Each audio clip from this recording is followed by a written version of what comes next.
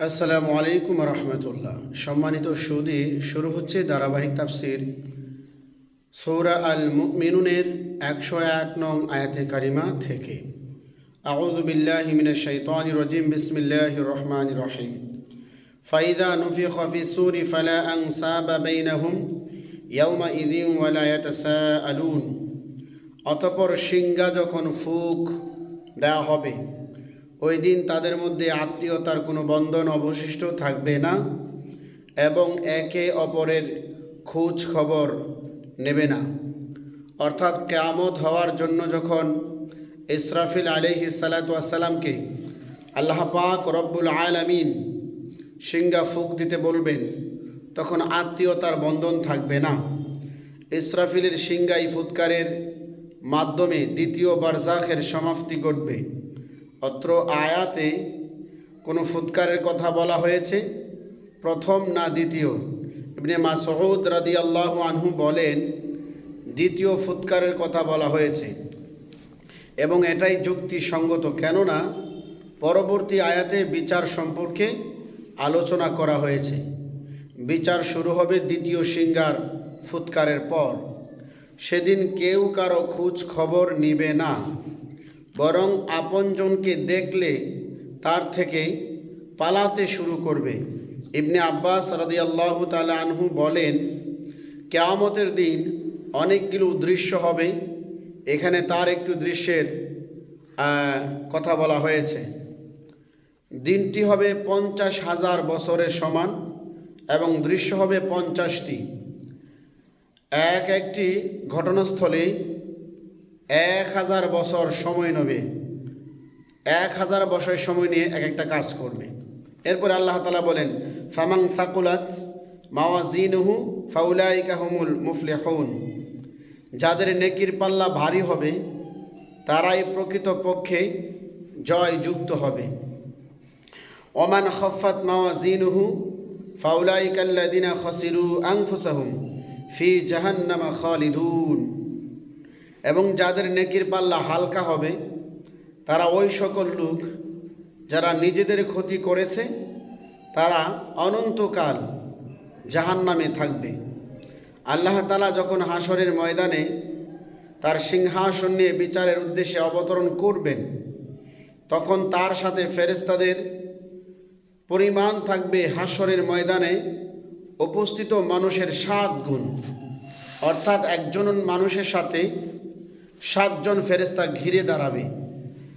এমত অবস্থায় তার আমল লেখক ফেরেশতাদ্বয় তার গলা হতে আমলনামা খুলে হাতে নেবে এবং তাকে হাঁকিয়ে নিয়ে আল্লাহর সামনে উপস্থিত করবে।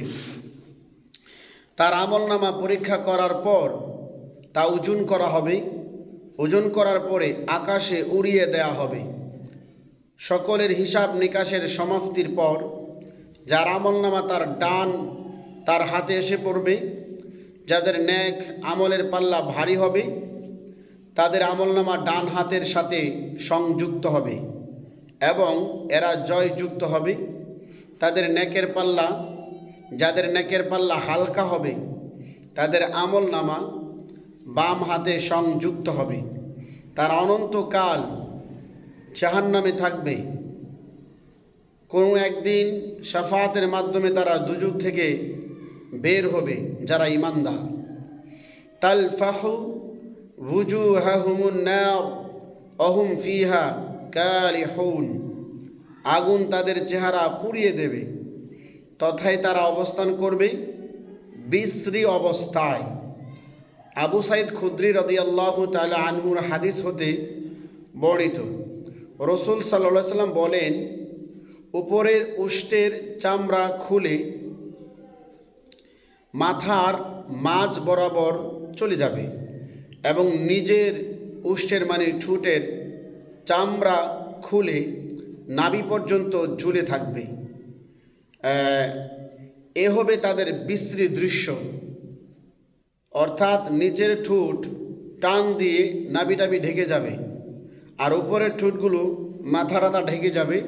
উপরের ঠোঁট টেনে লম্বা করে এদেরকে শাস্তি দেওয়া হবে বিশ্রী অবস্থায়।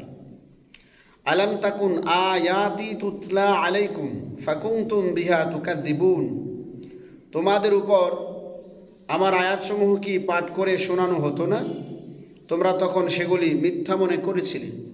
অর্থাৎ ওলামায়ে কেরাম যখন তোমাদের কাছে কোরআনের সূরা নং আয়াত নং দিয়ে আলোচনা করত, তখন তোমরা শুনতা, শোনার পরে মনে প্রাণে যেই রকম বিশ্বাস করলে আজকে বিপদে পড়তে না, ওই রকম বিশ্বাস তোমরা করনি।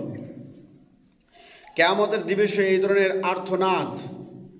এরপরে আল্লাহ তাআলা বলেন, ক্বালু রব্বানা গালাবাত আলাইনা শিকওয়াতুনা ওয়া কুন্না কওমান দাল্লিন, তারা বলবে, হে আমাদের রব, আমাদের দুর্ভাগ্য আমাদের উপর জয়যুক্ত হয়েছে, আমরা ছিলাম বিপদগামী একটি জাতি।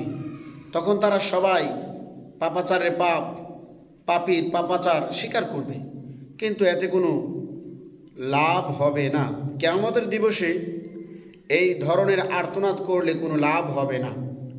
দুনিয়াতে বসে যদি কেউ রাস্তা পরিবর্তন করতে চায়, তা করতে পারে। এখন আপনি আপনার রাস্তাটা পরীক্ষা করুন, দেখুন আপনি সিরাতুল মুস্তাকিম রাস্তায় আছেন কি না। রব্বানা খরিজনা মিনহা ফাইন উদনা ফাইন্না যালিমুন, হে আল্লাহ, আমাদেরকে আগুন হতে বের করুন। এরপরে যদি আমরা কুফরের দিকে ফিরে যাই, তবে অবশ্যই আমরা জালিম হব। আল্লাহর কাছে এরা বলবে, আগুনের শাস্তি আমাদেরকে কমিয়ে দেন, এই আগুনের শাস্তি থেকে বের করে দেন। আমরা এরপরে যদি আবার অন্যায় করি, তাহলে জালিম হব। আল্লাহ তাআলা তাদেরকে সময় দেবে না। ক্বালা খসাউ ফিহা ওয়ালা তুকাল্লিমুন, আল্লাহ তাআলা বলবেন, ওখানে চুপ করে থাকো, আমার সাথে কথা বলো না। আল্লাহ ধমক দিয়ে বলবেন, দুনিয়াতে চুরি করো, ডাকাতি করে, জেনা করে, খুন করে আল্লাহর নিকট ফরিয়াদ করো, আল্লাহ তাআলা তোমার কথা শুনবেন। তুমি তওবা করো, তোমার তওবা আল্লাহ কবুল করবেন। কিন্তু দুনিয়া হতে বিদায় হয়ে যাওয়ার পর, আমলনামা বন্ধ হয়ে যাওয়ার পর আর কোনো কান্নাকাটি আল্লাহ তাআলা কর্ণকুহরে ঢুকাবেন না, আপনার কান্না আমলে নিবেন না। ইন্নাহু কানা ফারিকুম মিন ইবাদি ইয়াকুলুনা রব্বানা আমান্না ফাগফির লানা ওয়ারহামনা ওয়া আনতা খায়রুর রাহিমিন, নিশ্চয় আমার একদল বান্দা যারা বলেছিল, হে আমার রব, আমরা ঈমান এনেছি, অতএব আপনি আমাদেরকে ক্ষমা করুন এবং আমাদের প্রতি দয়া করুন, আপনি সর্ব উত্তম দয়ালু। আল্লাহ তাআলা এরপর বলেন, ফাত্তাখাযতুমুহুম সিখরিয়া হাত্তা আনসাউকুম যিকরি ওয়া কুনতুম মিনহুম তাদহাকুন, অতঃপর তোমরা তাদেরকে উপহাসের বস্তু নির্বাচন করেছিলে, ফলে ইহা তোমাদেরকে আমার স্মরণ হতে ভুলিয়ে রেখেছিল এবং তোমরা সদা তাদেরকে উপহাস করেছিলে। মুমিনরা যখন ঈমানের কথা প্রকাশ করত, কাফেররা তখন ঠাট্টা মশকরা করত।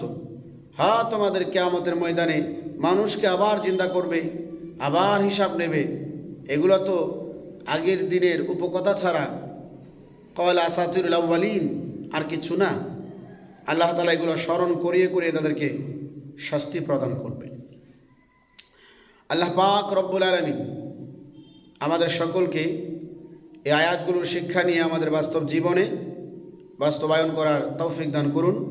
পরবর্তীতে আলোচনা করা হবে সূরা আল মুমিনুনের 111 নং আয়াতে কারিমা থেকে। আজকের জন্য এখানেই সমাপ্ত। আসসালামু আলাইকুম ওয়া রাহমাতুল্লাহ।